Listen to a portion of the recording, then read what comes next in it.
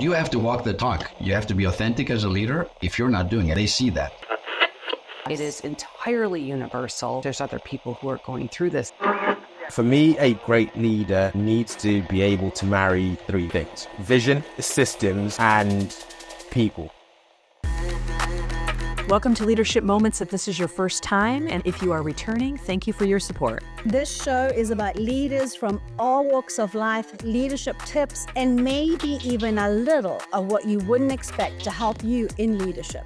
We would appreciate it if you tell someone else about our podcast, as we strive to support all leaders that want to just be better. Let's get on with the show. I am thrilled today to introduce you to one of my dear friends and also an expert in the industry, Stephanie Worrell. Stephanie has got 20 years of experience in communications, marketing, and AI integration. She's a thought leader in helping organizations adapt to rapidly evolving business landscapes. And at Baker Brands, she contributes her expertise in business strategy, communications, working with clients across a wide range of industries, technology, education, healthcare, consumer goods. Noteworthy clients of Stephanie's have been Hewlett-Packard, ESPN, Microsoft, Micron, Avery Dennison. She recently relocated to Idaho after 6 years in Boston, has a special connection to LA, frequently visiting for work and pleasure, and to spend time with her son, who plays college hockey for Loyola Marymount University. Stephanie is really known for her ability to deliver results that align with business goals while embracing emerging technologies, and she continues to shape the future of communications and business strategy. And right now, she is very focused on AI. She's also authored the book called Raising AI Smart Kids, which is a practical guide for parents navigating the future of artificial intelligence. She frequently speaks on the role of AI in communications, in branding, public relations, and sharing her insights with both corporate and academic audiences. So without further ado, I'm going to have Stephanie with us today. So welcome, Stephanie. It's great to have you with us on the podcast today. Stephanie, you've had a very successful career leading your own PR agency. I know you're very well respected in that area. And recently you pivoted. You've launched Empower You, which is really exciting. So can you tell us more about it and why? Why the pivot? Yeah. Oh, thank you, Tracy. First of all, for having me and for being a dear friend. We've been friends for, almost 8 months now, I think. And it seems like we've known each other forever. And I really can't thank you enough for being the friend and mentor and having me on your show today. I love listening to your show and I love everything that you're doing. So, yes. So, yeah, I have had a decent career PR wise. I've been very blessed. I realized when I was in college that I wanted to study public relations and journalism. And so right from the get-go, I went ahead and was a PR journalism major and went into sports PR right after I graduated, and eventually started my own agency and have worked with some amazing clients all over the world, both PR, marketing, internal, external communications.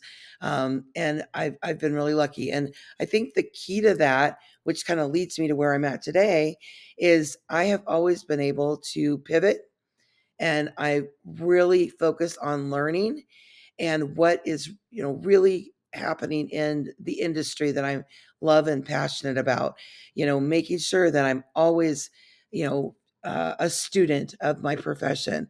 And that really keeps it fresh and new. And I've never felt burnt out in terms of doing PR and marketing, and still love doing it today. And as I'm working on pivoting to AI and AI Empower You, my career is really helping. I'm doing something for not for myself, because teaching AI is for everyone, but I'm using my PR skills and my marketing skills on something that I'm passionate about, and that is making sure that everyone from kids, third and fourth graders understand how to use AI responsibly. To I was at Thanksgiving dinner the other day, and a couple senior citizens asked me if I would consider teaching some courses. So it's really something that people need to know. It's sort of like when the tractor was invented, or electricity, very scary, was going to take some jobs and change the way things are, going professionally and personally. But it's a good thing, and we need to embrace it and learn how to how AI can really enhance our life. So I'll stop Yeah, talking there. Yeah. absolutely. Now you talk about that last comment you just made. You talk about how AI is changing our life, and I've heard you talk about how it's also reshaping how kids are learning. It's making education more interactive and more engaging than we've ever seen. And from the classroom tools to innovative media, you share how AI is transforming education, but you also talk about how parents can stay ahead. And I know for our audience, right, we have people that are professionally in the same industries as us, many of whom are parents. Some are older, some are younger, but we're all parents, right, in some way. Can you just share a little bit with me about this whole concept of how education is being changed and how parents can stay ahead? Yeah. It's a great question, Tracy, and very, very timely. AI is really has been reshaping education in ways that a lot of parents don't realize. It's just starting to come to the forefront with generative AI like ChatGPT, Google Gemini. We're starting to hear about those things, but I don't know. A lot of parents out there may have had kids that or are currently going through what's called like Khan Academy, which is a math platform that uses AI. That my kids, at one of them's 26 and the other one's 20. So AI's been around, but now we're just trying to figure out how it can enhance our kids' education.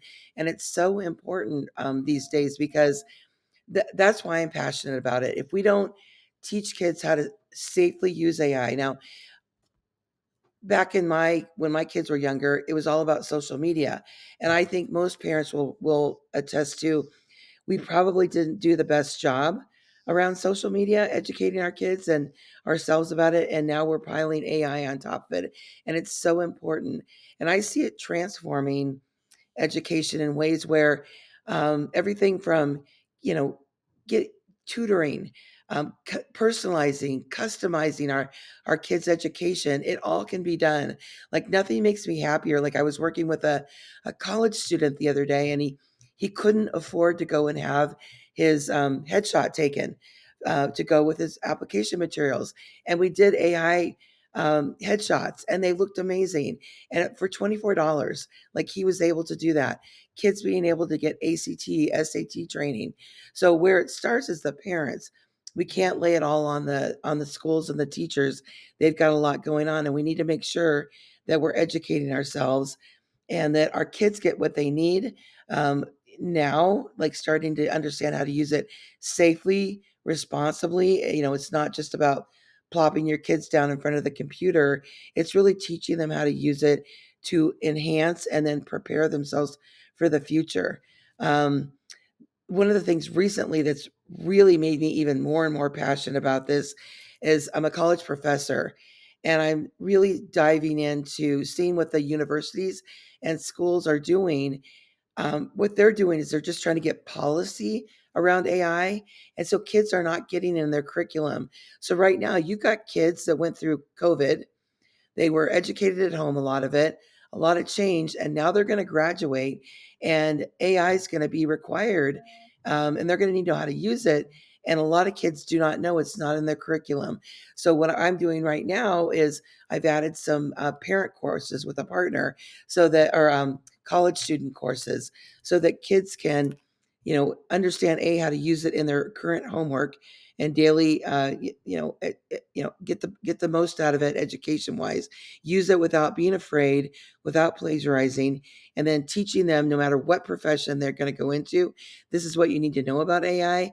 And then the third prong of that is like helping them with their application materials. And A lot of people, I don't know about you, Tracy, but when I got out of college, I paid someone to help me do my resume, and a lot of money, even I think it was like $500 or $600, which back in the 80s was a lot of money to have somebody do it. And now, and not all kids can afford to do that. I scrimped and saved it, but I knew I needed to do that. Now we've got AI that can help them do that and really help them stand out when they graduate from college. So really, I am just about the next generation, and seeing how it can really evolve and enhance, but people have got to be open to it and understand how to use it safely and responsibly. Yeah, no, I totally agree with you. And, even in the opportunity, it sounds just based on what you just said, leveling the playing field so that everybody stands a chance. I think that's one thing I heard in terms of the affordability factor, right? Because, you and I did the AI, master course, right? There's so much that we can leverage. And secondly, the time, the speed and time is the other factor. I think those things really play into, to helping these students, right? Now you had spoken about three key areas that I want to talk about. One of them was being able to leverage, use AI tools responsibly for education, right? That's one area. The second area was balancing the screen time and setting the boundaries. And this is specifically as we're talking about parents and kids, right? And then equipping your kids with the skills that they'll need for tomorrow. We've touched on that. But for example, one of the things I heard just a few weeks ago is, you know, uh, we're looking to have customized chat GPTs, for example, and Right. having your kids be prompt engineers would become a future role, right? Versus something else, or even being able to teach AI. So there's so many different opportunities. So I'd love to just hear your perspective on those three key areas: the responsibility part, the balancing of the screen time, the setting the boundaries, and then the third piece, which is this equipping of the skills for tomorrow. Yeah, I like the way you kind of summarize those, because it does start at home. Any amount of time that you can dedicate. I know we're all busy. We're all running I was running my kids everywhere, here and there, and one thing, if the parents listening to this take one thing away that I wish I would have had when my kids were younger, because like I said, they're a little bit older, but one of the things that really impacted my relationship with my kids, I mean, I have a great relationship, so do we have a great family, but the homework in the evening, like, so this is part of learning how to use it responsibly, but AI can completely transform your evening at home. So if I don't remember all the math that I had growing up. I was okay at math.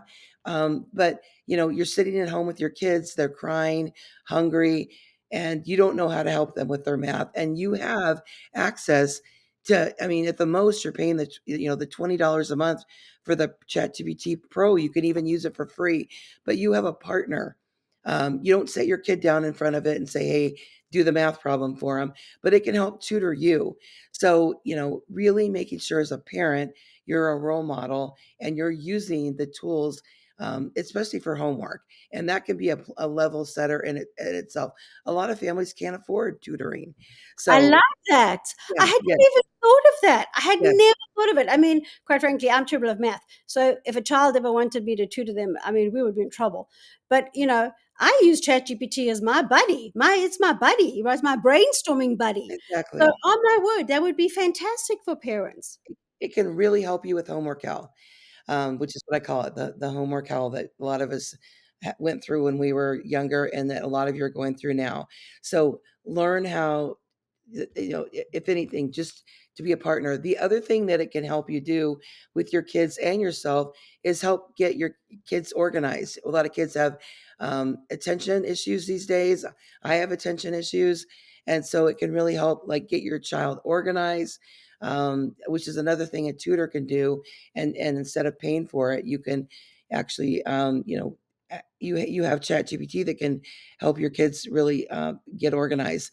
The other thing that I really want to talk about is, we want to make sure our kids use it safely. And one of the number one things that you can do is talk to your kids about it and listen to what they're saying. So even if they're in the car, they're in the back, they're talking to their friends.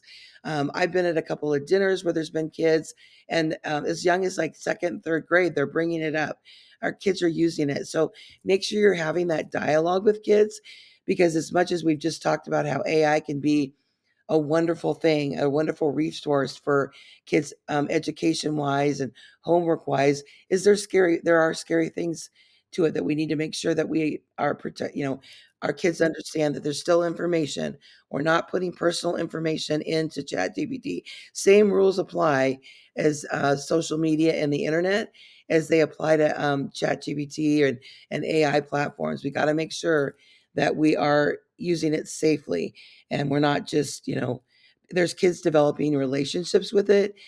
So we need to make sure we're talking to our kids, that they're not becoming isolated and lonely and start, using friends. There's hallucinations where things are incorrect. There's videos, one of the deep fakes where there's fake videos, and we're seeing like pornography, where maybe one of our teenage daughter is being featured in some pornography based on fake videos. So we also need to understand, then we need to talk to our kids, and then we need to help both protect ourselves as a family and our kids as they're using ChatGPT and OpenAI, all those platforms for enhancing. There's also protection and understanding and education. That's what we've got going on. And then the third prong of I always do. I'm doing team coaching with communication professionals in general, lunch and learn. So if you go to my website, you can see the different offerings that I have. So anyway, just all about that AI, professionally, personally. It's a new day, and we've got to embrace it. Even if you're scared of it and you don't want to use it, you still need to educate yourself around it and decide how you're going to navigate as things move forward. And I liken it to the tractor or electricity. A lot of people were completely freaked out and worried about that. And the tractor did take a lot of jobs in the farming industry, but think of all the jobs that were created. And we're starting to see, prompt and engineering jobs, coding jobs, all those kind of things. We just need to make sure that we're educating ourselves and educating our kids and making sure they understand what the opportunities are. Yeah, and I embrace, as an early adopter, which I've always been, I always embrace new technology, because what's really happening is we're going to move at a different pace and a different speed because we're able to do that. So for me, this is about scale, less about taking my job away. It's more about how can I scale? How can I go faster? Because the challenge has been that, the technology, the industry, everything is going faster. We can't keep up. So how do we keep up? Well, we keep up through, building AI capabilities. That's how we keep up, right? So, that's to me where the value is, which is going to be fantastic for our children, because quite frankly, even when I think about my nephews, Steph, they lived with us, and you know, my nephew had everything at 1.5 speed or 2x speed when he was listening to something. That's why we have AI, because they are much more sophisticated than we were growing up. They're faster because they've been raised with computers, right? So that's also the other thing we've got to take into consideration is, the next generation really needs, They do. they need it, They need. because the growth, their personal growth. Absolutely. And it really can, like, even in my profession, and you and I've talked about this, Tracy, in terms of communication, PR, like I can write a press release in half the time, and so just leaning into it and learning how it can help you. It's not a crutch. I don't just sit down and say, hey, do all my client work for my clients. It doesn't work that way. It's still got to be human centric. And that's the other thing. If you're out there listening and you're hearing about AI at work, and if you're worried about it taking your job, it really is just about educating yourself. And a lot of, I'm working with a lot of executives, and a lot of them are like, oh my God, we're going to be able to cut back on labor, and it's going to take it's really going to change our profit margins and that kind of thing. But when they really dig into it, they realize it's still got to be human centric. It'll be a little bit cyclical, I think, at first, and then people will realize that you got to have, kind of like the Wizard of Oz, the man behind the woman behind the curtain, to run it. So don't freak out. That's kind of my motto in general. Lean in, educate yourself, decide if it's for you or if it's for your family or not. There's nothing wrong with if it's not for you. If you don't want, if you're not ready to introduce it to your kids, it's up to you. But it is something that you need to, you eventually you had to learn how to use the internet and social media and those kind of things. And probably was there's good and bad. So lean in, educate yourself. Awesome. Great. So, as we sort of start to wrap up here, what advice do you have for all the leaders that are listening today on our podcast, who are parents and also those who are working with young kids, students, and even in the workforce? Yeah. For the parents out there, I think I mentioned earlier, just lean in, listen to your kids. You're going to be surprised. Ask them questions about it. You think you hear about it at work, the conversation around it, at what's happening in schools with kids as young as third and fourth grade is pretty crazy. So make sure you're listening to it.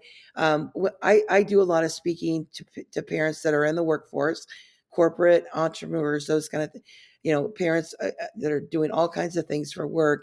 And it's just, uh, you know, talking to them about customization at home. Like if you've got a child that's 4 years old and you're trying to teach them, use Elmo. Say, tell it who it is. Say, this is Elmo. We're going to learn about how to do math today, and that there's just so much potential. So lean into it. It's just not a work tool. It really can transform your home life. So. That's fantastic. That's great. Oh, there goes that sound. So now I've got some fun questions for All you. right, fun questions. We always love fun questions. First one is, what is your favorite sound?